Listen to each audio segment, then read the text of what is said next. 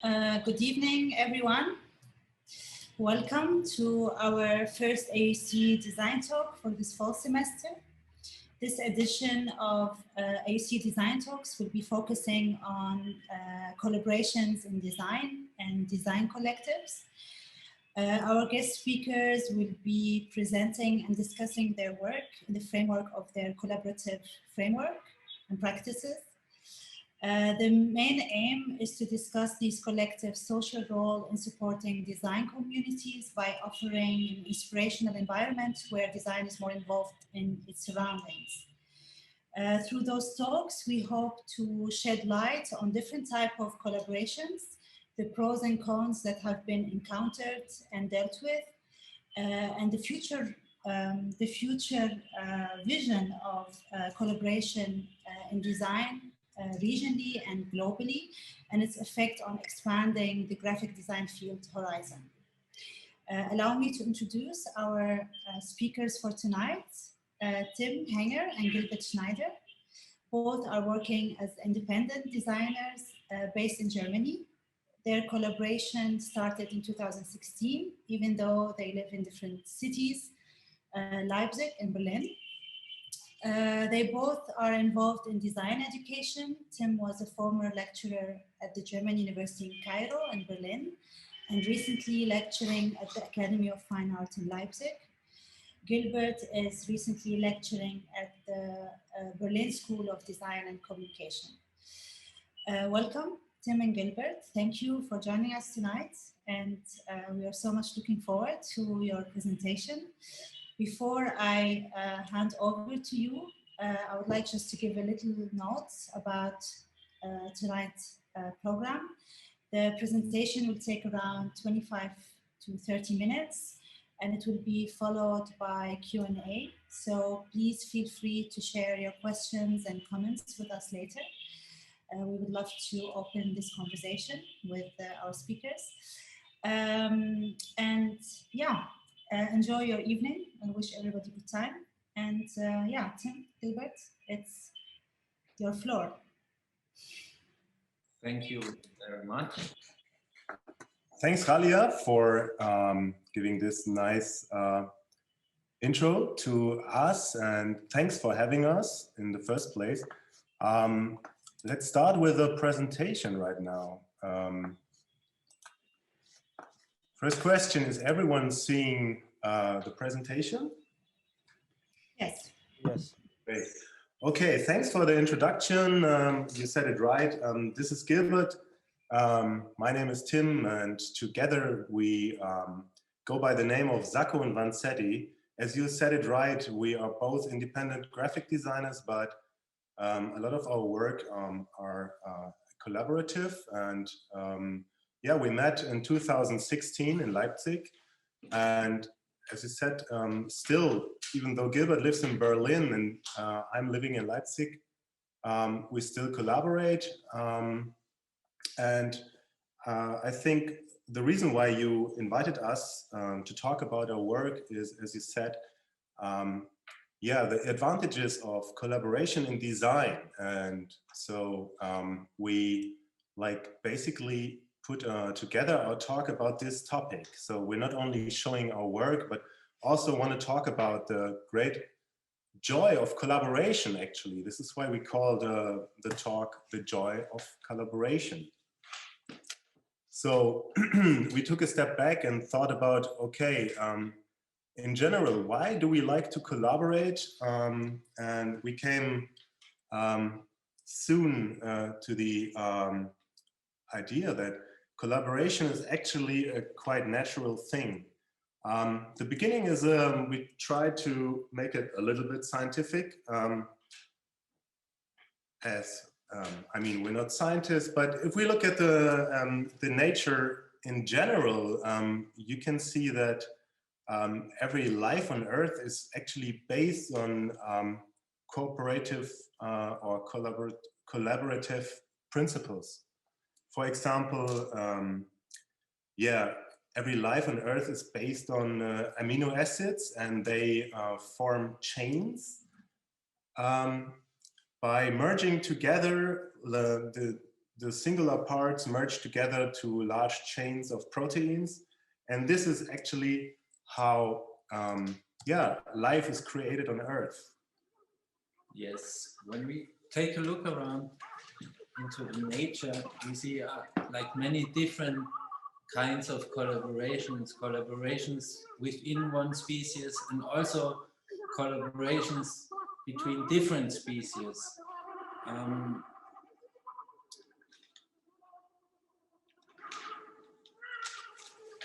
For example, we found this great example here. It's the penguins, and now in this video you see the penguins, and they with the smallest movements, the penguins manage to defy the Antarctic cold. They have developed a sophisticated technique so that all members of the colony can benefit from the heat generated together. So it's a really like instinctive way of collaboration. Yeah, and you find this in many forms in the nature. When it comes to humans, unlike the animals, we created consciousness. So therefore, our actions are not unintentionally, but intentionally. But still, all the human culture in the end based on cooperative principles. Let's have a look on this one here. We did a research on visuals that you find throughout the cultural history of mankind. And what you see here is a lot of images that all have the same topic. It's a handshake.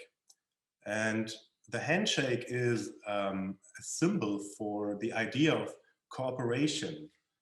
And you can't imagine the human culture without the principles of cooperation. I mean, it's unimaginable that a single person is able to visit the moon as we did as mankind. And yeah, every person that, for example, was a part of that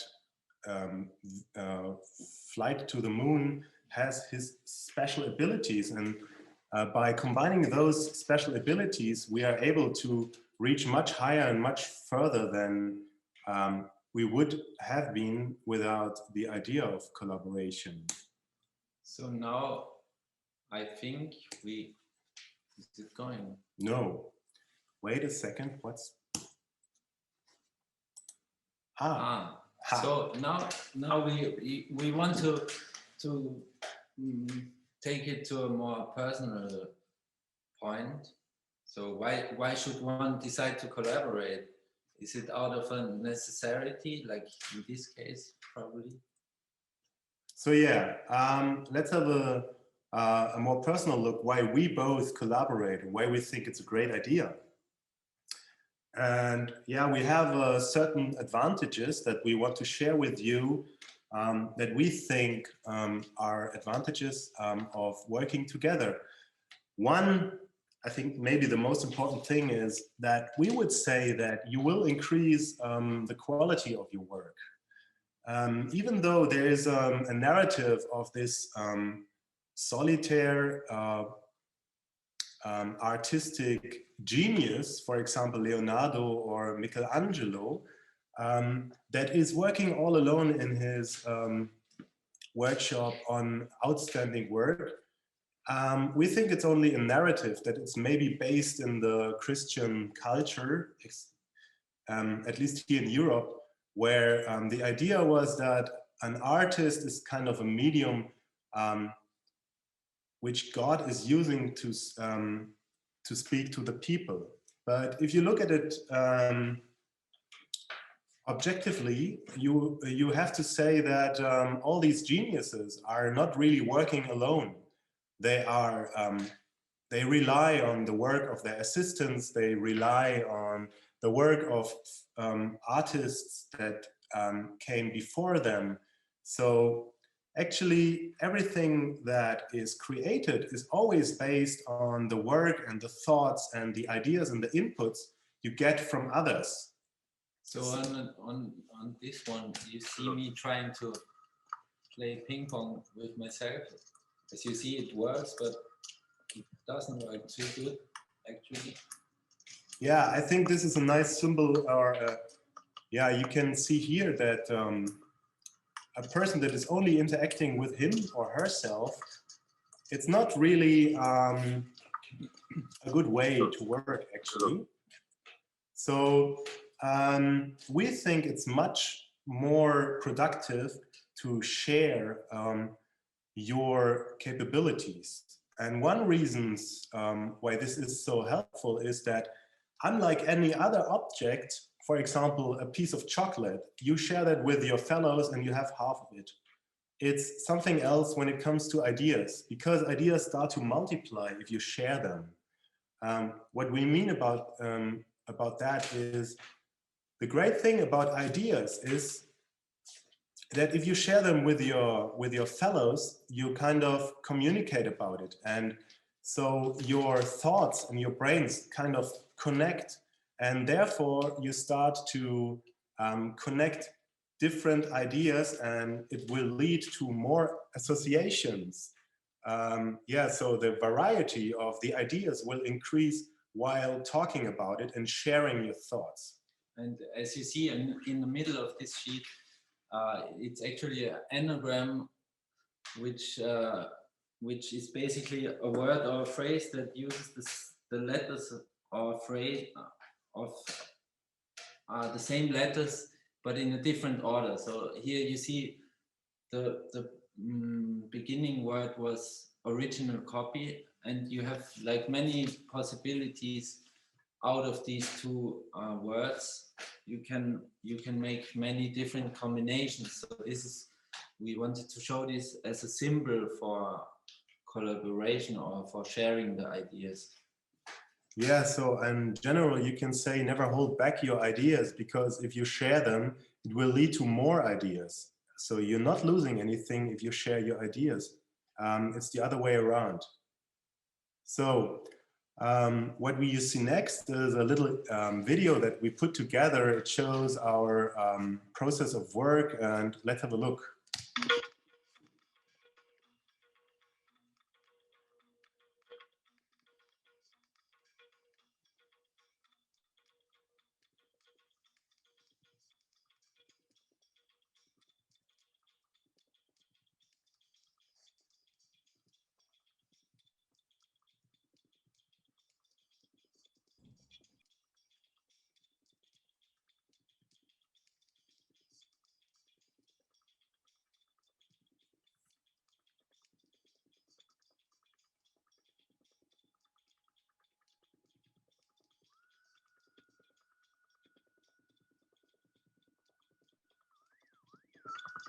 Yeah, what it basically shows is that this is really a principle of our work, our collaborative work. You put together different ideas and combine them. Like you cut out certain images, for example, and put them together in a new combination, and therefore you find new associations, which the original material wasn't meant to be. But this is how we think new ideas appear. Yeah. For example, like many times, if you start with a project and you will come to the point where you don't know what to do, you will get stuck or something. And then it's always, if you collaborate with somebody, you can play the ball to, I can, for example, play the ball to Timm and see what comes out of it. So I just give it to him. And yeah, so you see here we play together the same game, but it works much better.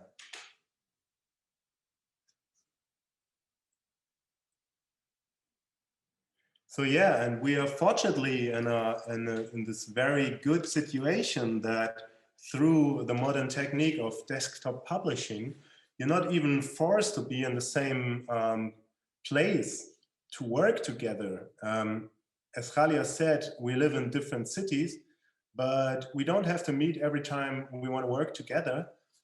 We can use the technique of the internet and the computer to share our work and work together. This is a very, very comfortable situation we all are in. As Hala said, she's even collaborating through different continents even, which is a very great situation we're in. Yeah, and in the end, the project will grow. It will be better in the end. If it's a collaborative work. Okay, next sheet, please. This is now a specific project that we did together. We were, in this case, we were commissioned by a performance artist called Peter Blyer, and we came up with the idea of making the poster itself into a performative act. So the poster itself should work as a performance. So we divided the layers, like we had the visual layer or the image layer and also the informational layer, and then we were able to combine them in many different ways. So somehow it came out that every poster was like a performance, was only existing for one moment, if you would like to say it like this. So each one was different, and sometimes, like when we were hanging them, there was sometimes just the visual layer or the image layer, and sometimes everything together. Sometimes you didn't get too much information. So yeah, the idea was to make it into to make the poster perform by itself. Yeah, it's actually a quite artistic approach. It was possible to do it like this because of the special event that it is promoting, the performance by this artist. And yeah, you see some different variations, or even separated layers also, the text layers and so on. And we printed this in the silk screen process, which is our most used technique for when it comes to printing. We will talk about this a little bit later as well. So yeah, another great thing about working together is that you can share your tools and skills. For every work you want to do, you're in need of using certain tools or skills. So for example, Timm comes with his toolbox. Sorry. Where's Timm? Timm should come with his toolbox. 1 second. Timm, can you come with your toolbox? Yes. No. So Timm comes with his toolbox. Is it happening? Talking about tools, sometimes. Yeah, sometimes it takes. It works. Maybe. Yeah, he comes with his toolbox. He has quite some tools in his box. Let's see what he has got. Yeah, he has some nice tools, but not that many. But maybe he's missing some tools, so Gilbert comes with his tools. Let's see what if he has some tools, and maybe he has some. Yeah, let's see what he has got. Maybe he's got the missing tools that Timm is missing. So yes, he's got them. Now we're talking. So together we have like much more tools, and maybe we also have more skills together. Hopefully. Okay. This shows us in our former studio, and in this case we worked with, because sometimes we work with like maybe old tools. We always try to find some new tools, which could be also old tools, but maybe Like, we don't want to just sit in front of the computer and use the computer. So we go back to different things. In this case, we just use the overhead projector and try to figure out some new aesthetics.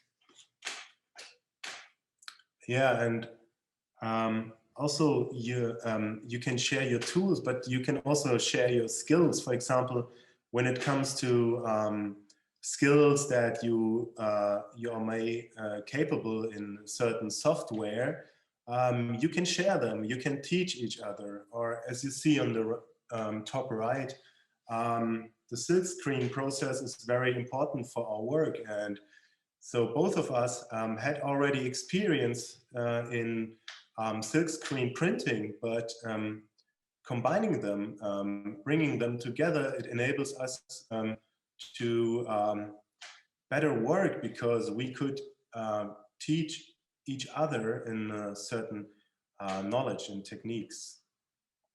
So yeah, that leads actually, the collaboration leads actually to another great thing, which is that you are able to increase your output. This is simple mathematics. If you you're two-person, that means you have twice the working power, and therefore you will have twice the output, which is much more motivating in the end, because in the end you see a bigger output leads to more motivation to start new work, actually. And it means more output.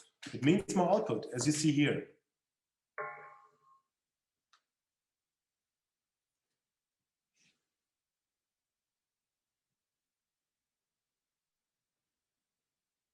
Yeah, much more output. And another work example we want to share with you that also is showing the much wider outcome through collaboration, is this poster we did as a type specimen for the German type foundry called Camelot, and they asked us to do a type specimen in form of a poster to promote their new typeface called Grebenbach. And we came up with the idea that the word character that is displayed here on the poster has not only the meaning of a typeface, but also the meaning of a personality or even a face. So we played with this idea and said, okay, what's the character, what's the face, what's the personality of the typeface? And we came up with the idea of this so-called identity kit. You may know this. Identity kits were used from the police in the time before the computers to identify certain persons.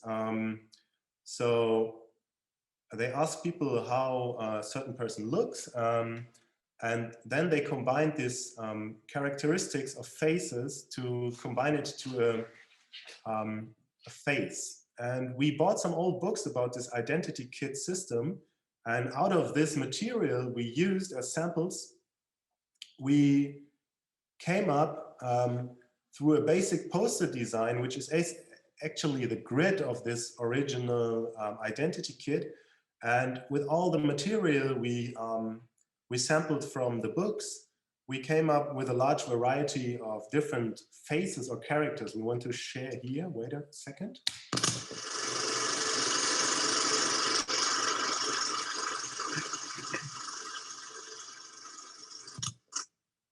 Yeah, so we produced a lot of different characters and faces through the combination of all this sampled material.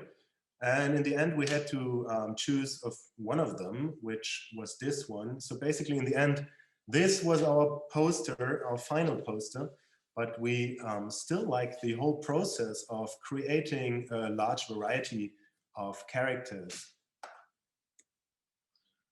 Yeah. On this sheet, we say widen your range, which we see in two different ways. Like on the one hand side, you can widen your range through geographical distances, also you can widen your range while you share your skills and you share your different approaches and come up with new ideas.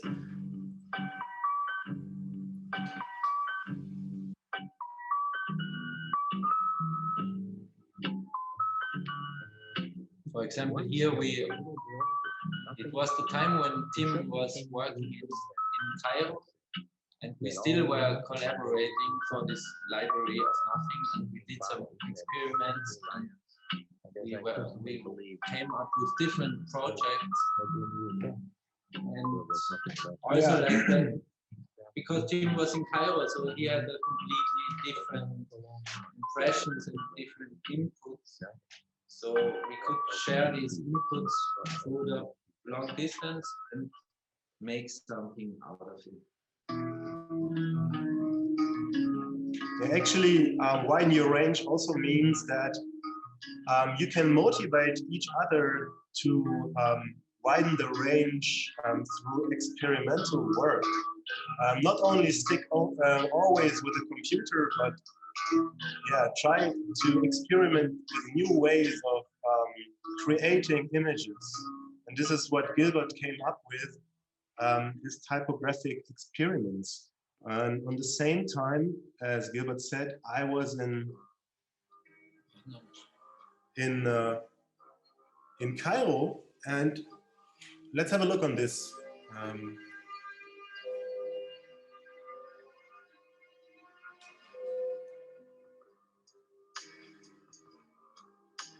It started that day.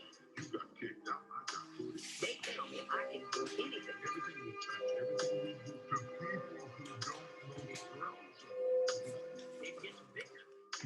I start saying good things about me and start believing what I said because I didn't originally say it. It begins to take over my faith. It gets bigger and it grows inside. There's nothing you can ever do in the name of nothing. Nothing impossible for me, nothing impossible to me. Thank you for it. In the name of nothing. That's not smart. It's not the thing that, you know, you say. Okay, let's interrupt here because time is running, but the video. Maybe like for the video, it shows also a different approach that we sometimes have. Like we also like to work with different, not just in a graphic way, or like sometimes we work with audio samplers and we try to, if we try to make some animations, we sample some stuff, or we go also into different fields. Like in this case, I produced the music and Timm made a video for it. So we try to widen our range also in this way.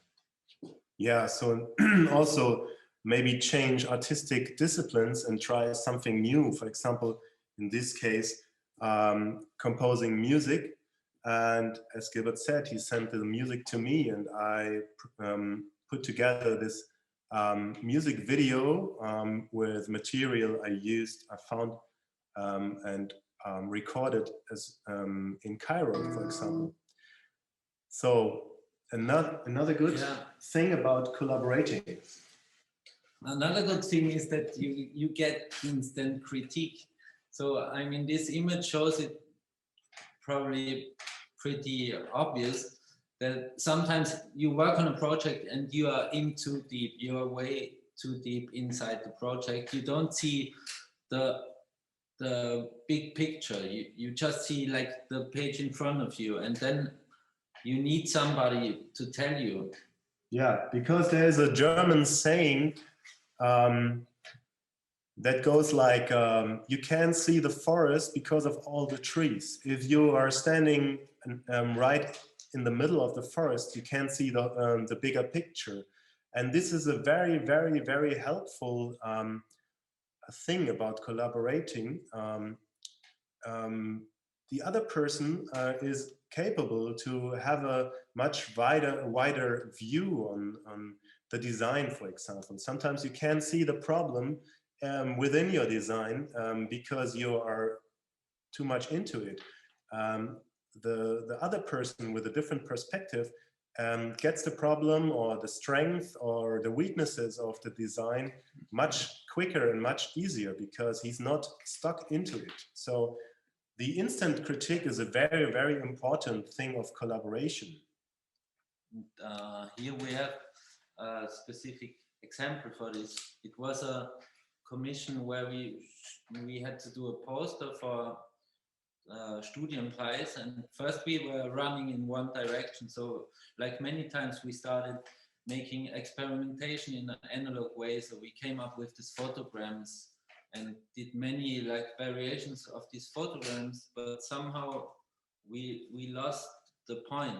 Yeah, we like the idea of working analog with photograms, but we weren't happy with the outcome. And it really helped that we both had this feeling and we could really criticize that actually in the end, even though it was an interesting way of working, we didn't really see a strong poster in the end. So it helped us to work together to say, okay, let's go back to start and start from the beginning. And then we came up with a much easier, much more simple, much more bold version of the idea that we, in the end, created digitally in Illustrator. But it worked out for us much better. It communicated the idea of the poster much better. And still we had to throw all the experiments. We had to somehow throw them in the trash. Which was fine, yeah. Because the process is always interesting and you learn always also from failures.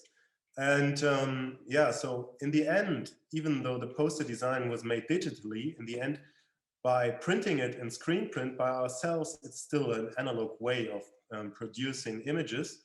As you see here, you are able to combine different colors and create this wonderful gradient, as you see here on the right. This is actually a gradient that is created through the pigments on the paper, the colors on the paper, and it's not a digitally made gradient. Here you see some more process shots of the printing process. And one reason why we really like to produce our work in silkscreen printing is that you are able to produce unique artworks.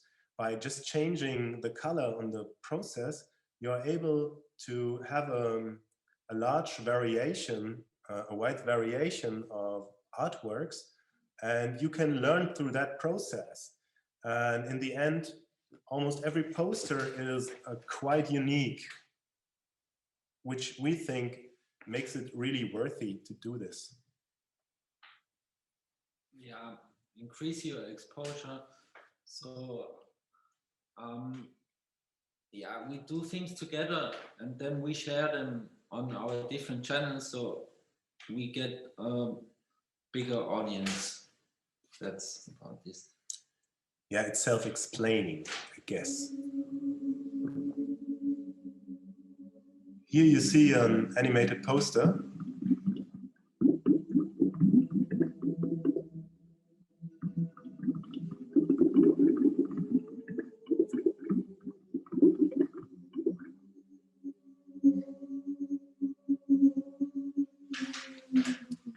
Yeah, in this case, we collaborated with graphic designer Karolina Pietrczyk. She's from Poland, and so we were able to design the poster, and then Timm and I together made this animation for this Polish Biennale. And, yeah. So it's a great thing if you, when you collaborate, you can even work abroad in different countries, and yeah, I think it takes you much more far than working alone. So all these aspects might be more rational and yeah, kind of professional. In the end, for us, I think a very, very important reason to work together and still is that we actually have more fun working together than working alone. I think this is still the main point actually where we work together. This shows Timm and me dancing at the party. It's obvious that it's more fun to dance together, so it's also more fun to work together. Yeah, it's much more motivating working together. And so even though we do work for a living, actually it's our profession, but still we have much fun working together in the design process. So therefore we also do self-initiated projects and non-profit projects we just do for ourselves, because if you don't work for a client, if you work for yourself, you have much more freedom in expression. And this is one example we recently did for a musical event. We created this poster. This shows Timm actually in our workshop where we are sitting right now. It shows Timm cleaning the screen while I was filming it. Yeah, unfortunately, we should have brought you more videos of the printing process. At least this is one of it. Yeah, cleaning the screens before starting to print. Yeah, so until now we mainly talked about the positive aspects of working together. Of course, there are also maybe some disadvantages.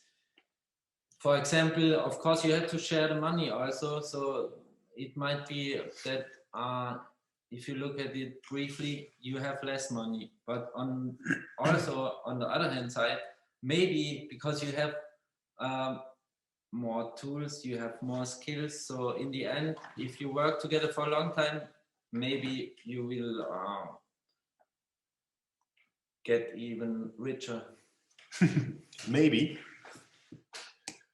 Yeah, another thing that might, a question that might come up is, isn't the work that is created collaborative, isn't it maybe less individual?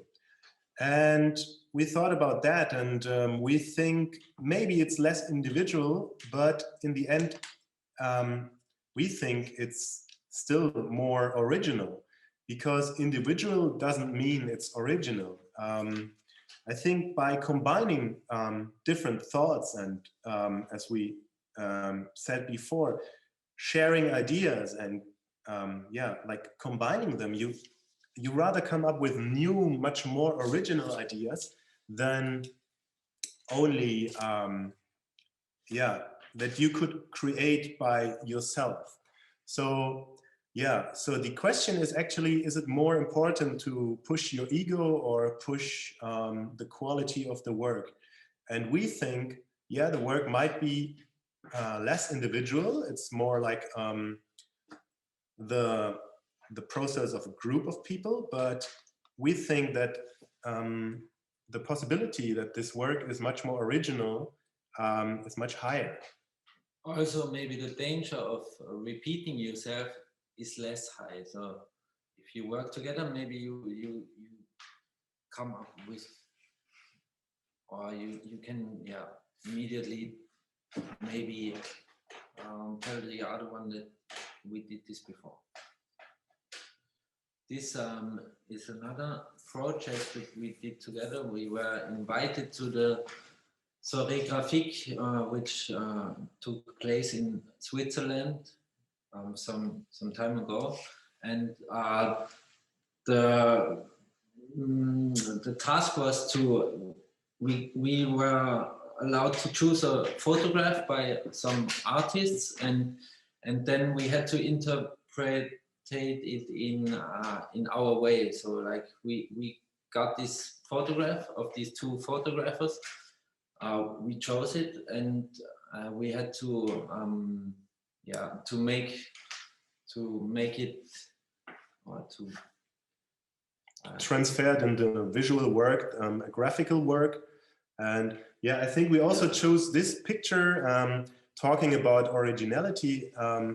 Yeah, as we are like two persons creating graphic designs. These photographers are also like a team of two photographers that work together, and it was appealing to us because of this aspect and also the aspect of this contrast. They quite look the same in the first view, but in the second view you see it's different people. So you might come up with the idea is maybe one is the original and the other one is the copy.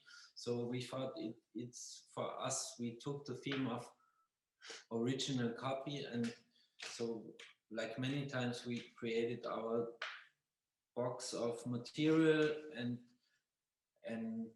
yeah, then we created several different versions, and in the end we made two different versions where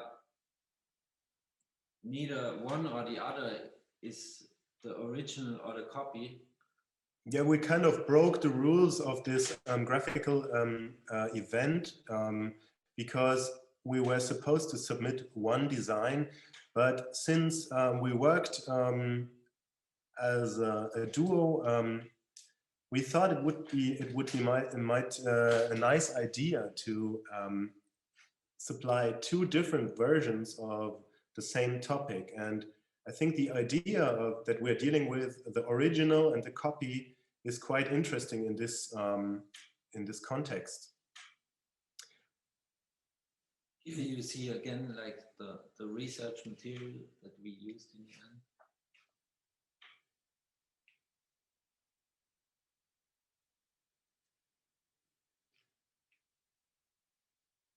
So, and finally, this is like the last good thing about working together. You can share your success and you can also share your failures. And this last work we want to show you is a graphical work we did in the beginning of the year in collaboration with a German design bookstore called Emzin, and they asked us to design a unique artwork that was supposed to be sold on a limited edition in the store. So we created this artwork and printed it in screen printing in our studio in an edition of 20 pieces. And unfortunately, there was a little vernissage planned, and this vernissage was right in the beginning of the Corona crisis. So in the end, nobody showed up for the vernissage. It was a complete empty vernissage. And also through that beginning of the Corona time where we had this lockdown, nobody really came to see that posters, and in the end we sold not a single copy of it. So there's still 20 copies of this nice work available if you're interested. You can contact us. So we're in the end of our presentation and want to say shukran for having us. I hope everything worked out fine through the internet. Nothing was lacking or anything. Yes, perfect. Thank you We're so much. still in time. It's fine. Huh? Yes, we still have time for questions. Maybe you can unshare your screen. Is it possible? Yes, so we can have more guests joining us. So thank you so much. It was really interesting. You covered like so many questions about collaborations and what could happen. I don't know, like anyone has question, please. I know that some of my students, they were... I would like to ask a question. Yes, Mohsen. First of all, I want to thank you all for the presentation. It was really helpful, and I really learned a lot about the collaborations.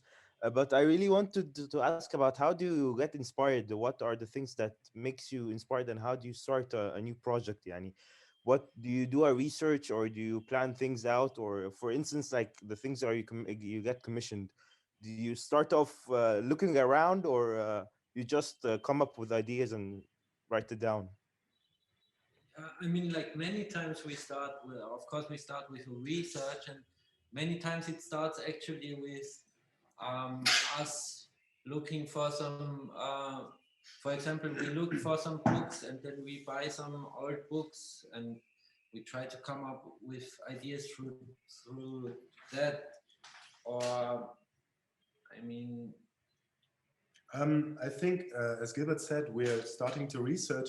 I think in general, you can say that graphic design is in the end communication. And that means you have to think about the purposes of the thing you have to design. I mean, there's always the purpose of communicating. Like if you design a poster, you have to think about the character of the event or the thing that the poster is promoting. And I think this is always a good starting point to think about, yeah, the reason actually why this is communicating, what I want to communicate through the poster. And through that starting point, you, in the end, you can develop a certain way, a certain visual story or a certain visual aesthetic. And as Gilbert said, you kind of have your toolbox, and in our case it's quite yeah, we really like to work with old material that we sample and bring into a new context, like these collage works we quite do a lot. Yeah, this is like a personal preference, but in the end you always have to think about what you want to communicate. And this is really an interesting starting point, because from that point you come up with ideas how to communicate. And I think, yeah, this is quite inspiring of not to know what is the end. But as you said, as we showed before, the process of designing that poster with the money on top of it, sometimes you might get, you might go in the wrong direction, but yeah, I think this is the interesting process. You start from the question, what is the topic I want to communicate? And then you find a proper way of visualize that character. Yeah. Another question? Yes, Yeah, I I have. oh, okay. Okay. Mariam, you go first, and then Farah. Yeah. Okay, so I wanted to ask, how do you keep the same consistency or the same style in the project? And as you mentioned before, that everyone has their own toolbox or their own style, and they bring something new to the table. So how in the end is the project ends up having the same consistency or the same style, and it doesn't appear that two different people are working on it, instead it's just one person. It appears as if it's one person. That's a really good question. Yeah, I mean, in the end, it's I think a big part of it is that you are always open to the ideas of the other person. So we are not afraid, like if I give something to Timm, I'm not afraid that, I mean, probably he will destroy it, but it's okay. Like I give it to him, so do whatever you want with it. But yeah, we have to trust each other. So of course, if I want to have it exactly my way, I have to do it alone. But that's what we like so much about collaborating, that that I can just give it to him, and maybe I will not be so happy about it, but it's but we are still open for it. I mean, maybe we will fight about it for some time, but in the end, it's we are both not afraid of destroying the work of the other one for some time at least. Yeah, that's true. And on the other hand, the question of consistency in the work, it's not really intended in the end to be consistent, because that might in the first place sound like an advantage or a quality of the work, because then you kind of create a trademark and you can be recognized. But on the other hand, you kind of repeat yourself. And this, I think, we kind of try to avoid repeating ourselves. In the end, you can't really avoid it, because in the end, your own personal style will be visible. But I don't think it's it's a good intention to have this consistency in your work. I remember that Milton Glaser, I was happy to visit in my time when I was studying. He said whenever he is capable, when he learns something to the end and he is like, he can do it perfect, he starts with something new. And I think this is a really inspirational point of view, because if you can do something to the how you say that? Yeah, if you manage to have perfect drawing skills or something. Yeah, perfection. Yeah. Yeah, perfection. Then it turns to be maybe repetitive. Yeah, it's going to be repetitive, and it's going to be probably also a bit boring. So we also try to make something that we are not really good in. Like, you know, we take a new tool and do something that we are not already able to do. Actually. For example, creating music.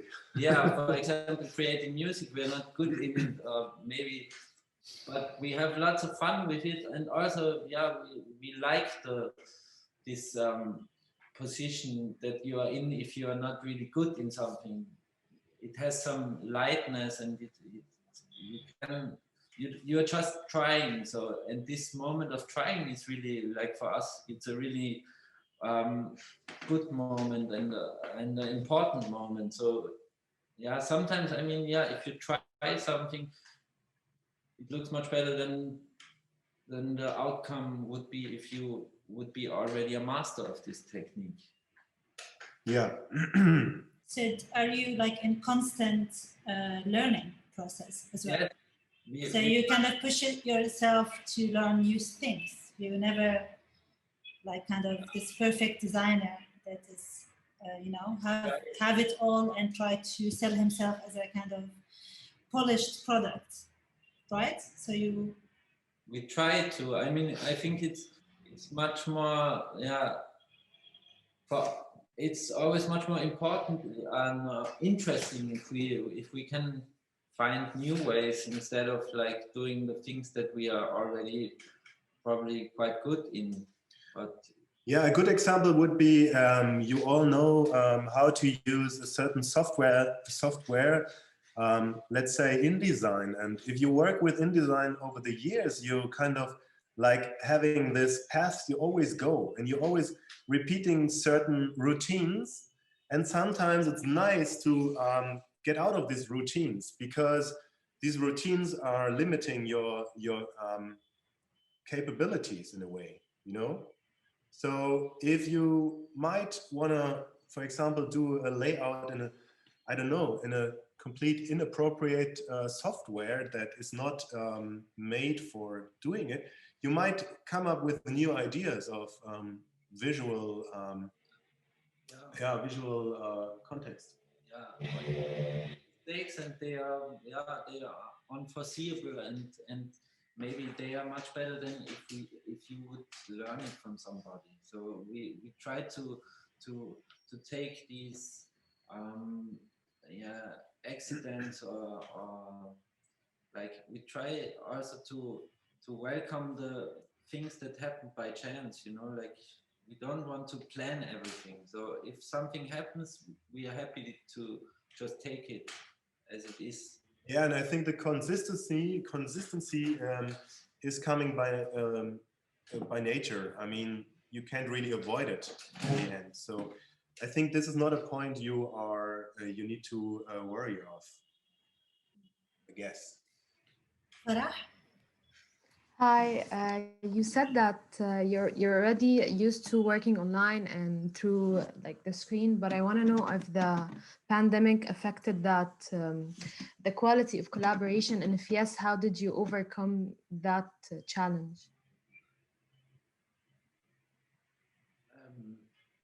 Actually, I mean, we meet sometimes. We didn't meet in the beginning of the pandemic for a long time, and yeah, I mean, it's different, and still, I think for me at least, it's also important that we don't like that the collaboration is also happening in real life sometimes. Yes. I mean, yeah, because it's, yeah, as you might probably know, all this online teaching, it's really like exhausting. Like especially I think if you're a student and you study you have to sit in front of the computer and listen to somebody for 8 hours or something. It's really exhausting.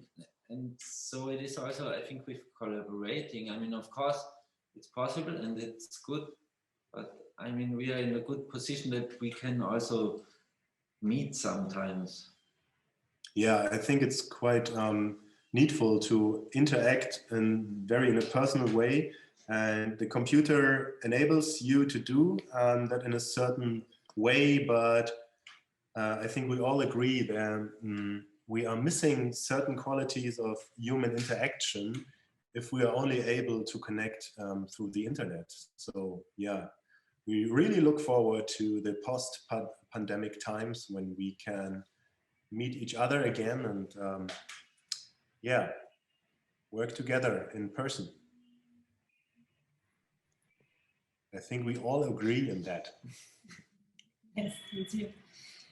Any other questions? Doctor, I have one. Yes, okay. Sorry. Farida. Farida or Riem? Yeah, Farida, go ahead. Okay. So what happens if at some point during the project, both of you cannot agree on something? Like both of you sticks totally to what they think should be done. Like, how do you move from there? Yeah, I mean, sometimes we kind of like have to fight about it a little bit. But I mean, sometimes maybe one of, like, for example, once we started printing a poster and like I took completely different colors. So Timm was in the beginning like, "What did you do?" But I wanted to try it out. So sometimes you have to try it out, and maybe the other one is at the first sight he might be angry, but I mean, yeah, it's about conversation, maybe.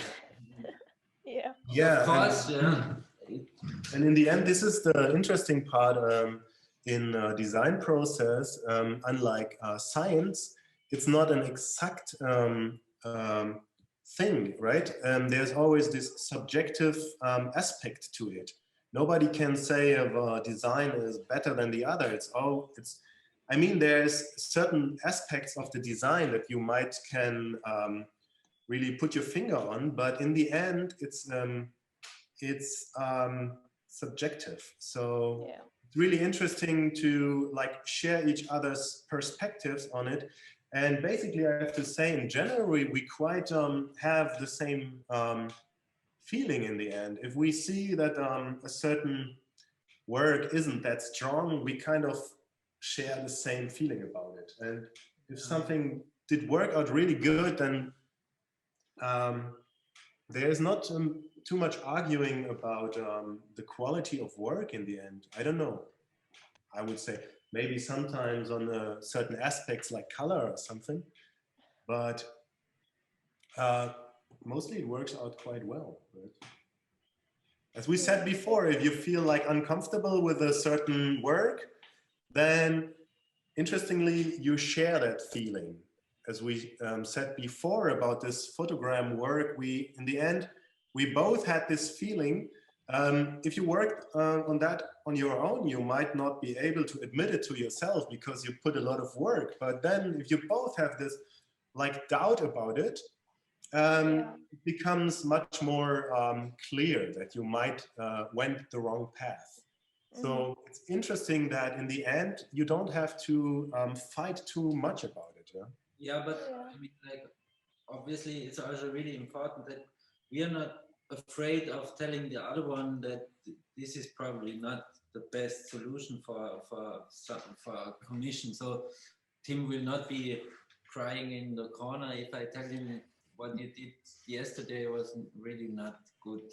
So it's also okay. We can tell each other like, you are working in the wrong direction. So yeah, and you actually, will not honest, be disappointed. yeah, because honest critic is the most valuable thing you can get. I mean, That's true. there are always friends that say, "Oh, it's great," but in the end, they think something else. So in the end, honest critic is the best you really can get. So if someone says, "I don't think it's the strongest idea," then you can really work with it because, yeah, in the end, it's valuable for you. Yeah. Great. Thank you. Riem? Yes, I think my question was mostly answered. I was going to ask what you think makes your duo, your team works. And when you were talking, you mentioned trust and communication. Is there anything else that you think is important in this design collaboration relationship type of new work? In the end, you need to share a certain, I don't know, mindset and outlook on maybe life and aesthetics. Yeah, it needs to somehow fit naturally. I don't think you talk about it in the beginning, oh, can we do this or not? And think in our case, we can say that when we met in Leipzig at the university, we both shared certain interests, for example, screen printing and bold visual graphics and collage works. So we kind of, yeah, shared the same interests, and this led naturally to this collaborative work. I don't think you can plan this. I think you need to have a certain interest that like overlaying, right? I would say. You can't, yeah, you can't plan it. You can always try it out. Mm-hmm. I have a question. What do you think, because you're both in education as well, so what do you think that educational institution could contribute to more, to encourage more collaborations between students? Because sometimes it appears to us here that sometimes it's a bit difficult it's not about forcing, but to kind of encourage a healthy collaboration between students. Sometimes I get emails from students saying, "No, please, I want to work alone." And so, do you have tips about that? I would say from my own experience, from my university, we had this great advantage that we had workspace there. We had several small studios where every student had his own working place. So it was quite common that you don't work at home, but instead of that, you always went to the university, to the academy, and work there. So in a natural way, you share your thoughts, you share the work you do, you get a lot of inspiration, you get a lot of activities that are going on the academy. So I don't know about the AUC in that context, but this would be something at one point to maybe develop or create room or space to work together. And a second thing I would come up with is maybe focus more on the cooperative aspect of work. Forget about this ego narrative. I think one great example of studios that inspired us as well is the French design studio Grappus. They started in the 60s and they were quite left-winged, politician influenced in their work. And they had this idea of they are like a group of people that are creating artworks, and not a single person is to be named on the artwork. So they really try to avoid this idea of that egomaniac genius that is creating the great outstanding work.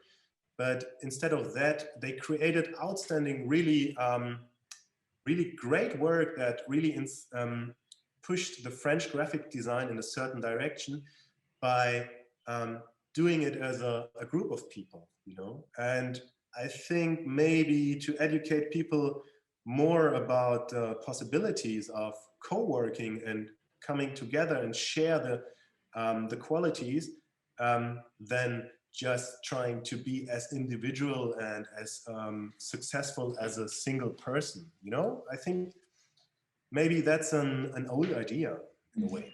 Yeah, and somehow while studying, you have this opportunity that you can, you can work with so many people. And for us, it was like, for me, at the time when I studied in Leipzig, it wasn't such a big collaborative thing, and I was especially happy because I was somehow missing this.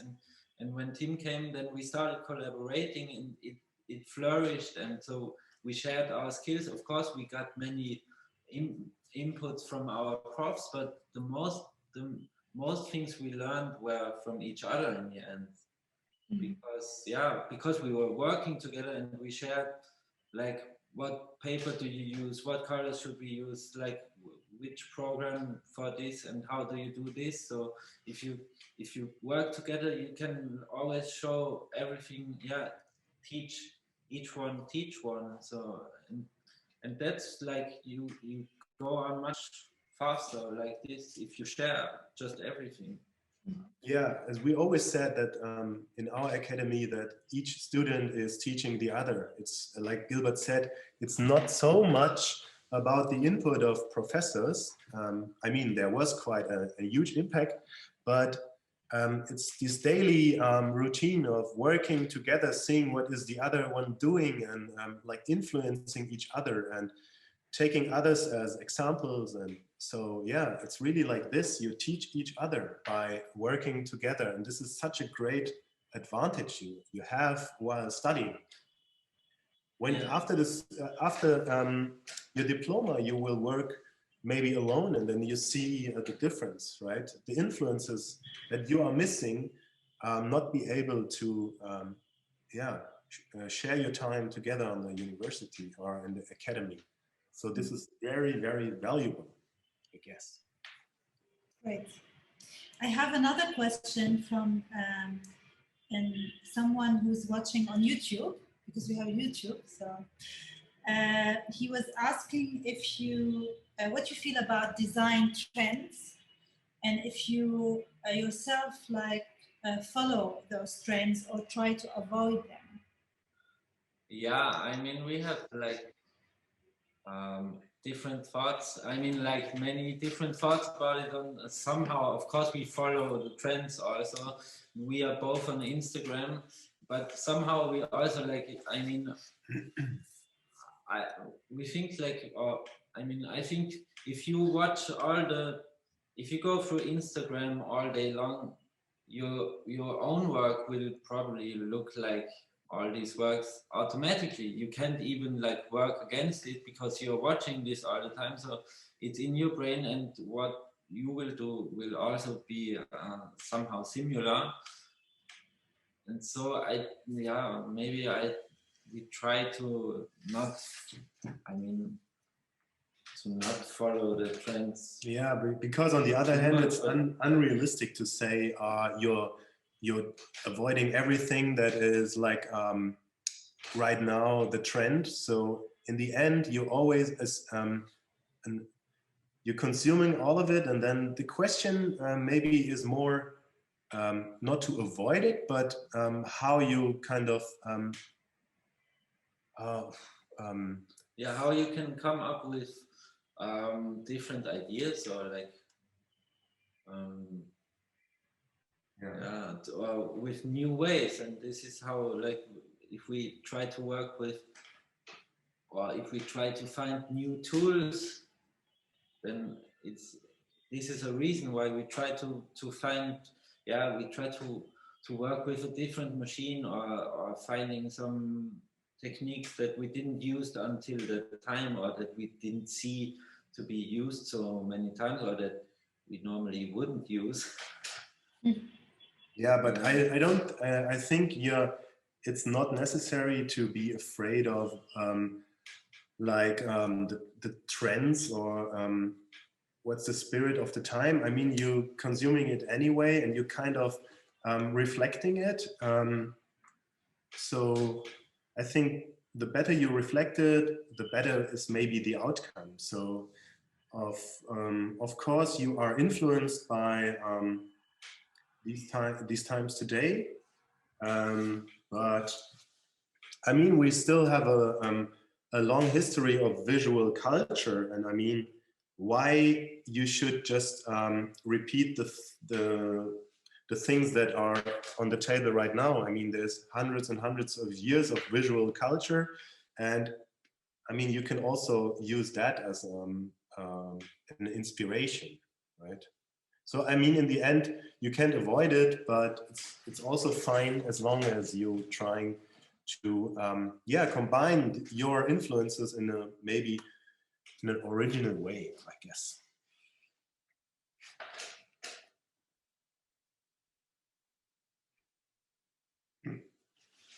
We don't hear you. On mute? Ah. Yes. No, sorry, because there was I don't know, so much noise from the traffic. I mute myself. Any more questions? Can I ask a question? Yes. All right. So basically I'm really interested in the idea of like expanding the borders and like working with other cultures. And my question was, when you guys work with different cultures, do you try to tweak your project into fitting that culture, or like do you stick to your style because people know you for this type of style? As we said before, we don't want to keep up a certain trademark. It maybe comes naturally, but I don't know. We didn't work too much in different cultures, right? Not really. I mean, if we work for Biennale in Poland, then it's not really like, it's not really different. But I think like if we would, we can't really say. I don't know. I mean, in the end, you bring your own personality into a collaboration, and it would be interesting to collaborate with people from completely different backgrounds. I might have had this experience last year when I was in Cairo. Yeah, it was kind of interesting to, because I came there with my European point of view. I think it's quite European driven, because everything that I consumed all my life is more or less, I guess, European. And it was quite interesting to see or interact with a different visual culture that you have in Egypt. Yeah, but in the end, I was a teacher there, and I always tried to engage the students to bring in their own background and their own visual aesthetics. I think there's a lot of Quellen, was heißt denn Quellen? Source. A lot of sources that you can get your hands on that you, for example, find in Cairo, or you find in different places of the world. It's very valuable to have those sources instead of like mocking certain trends, I would say. I hope this answers the question, but yeah. We didn't collaborate. So do you have your own? Do you have your own data bank, like images and things you collect? Do you like? Because I presume you collect things, right? Like inspiration, and to use maybe some in different projects. So not necessarily to use at the moment. So can you reflect on that? We have a growing archive of things. For example, like we try to, sometimes we think like if we work on a new project, we go back to some old archives and we think like, maybe we have something in mind that could fit for this project that we didn't use for the other project. And I mean, this archive, it's consisting out of things that we find on the internet, but also it's things that we find when we are traveling. For example, I traveled for some months last year, and I was in Georgia, in Turkey, and in Bulgaria, and And yeah, through like documenting or like collecting photographs of graphics, but not only graphics, but also maybe like could be a chair or some architecture. Like we expand our archive through these things. So our archive consists on the one hand side out of things that we find on the internet, then books that we buy somewhere, that we find on the flea market, or record covers, anything, or and also, yeah, of course, like photos that we take when we are abroad, because obviously if you go to a place where you never have been, you might see the specific or the beauty of it easier. I mean, if I'm in Berlin, I know all the things, so I mean, more or less, I'm so you sort of get bored by it, so you don't see how nice something really something really normal is. So, and if you go to another place, you see art that's so nice, so you see it. So yeah, we collect it everywhere somehow. And the good thing about the analog samples is, unlike the thing you find in the internet, these images are quite compressed and the quality is quite low. So the good advantage or the great advantage of analog material is you can reproduce it in a much better way. You can scan it in very high resolution, and you have much more possibilities working with analog material. So the internet material is quite limited when it comes to the quality. Also, it's already somehow filtered, so it comes to you because somebody else was already found it somewhere. And I mean, yeah, if we go outside, we can find something that is probably not already. Yeah. Cool. Yes, it's a great note to end. Thank you so much for the great talk and the conversation. I think we enjoyed it. We learned a lot. Hopefully, I will hear tomorrow from our students what they thought about it, most of them. So before I finish, before we wrap up, I just want to say that we have another 2 talks coming this week. On Tuesday, we have a talk at 6 p.m. with Studio Safar from Beirut. And next Saturday with Studio Mobius at 7 p.m.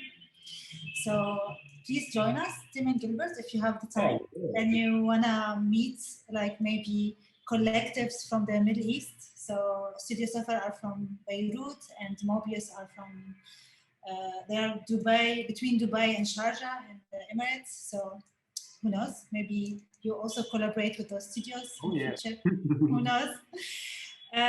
Thank you again so much. Thank you for all of you for attending, and I hope you enjoyed it and you learned something. And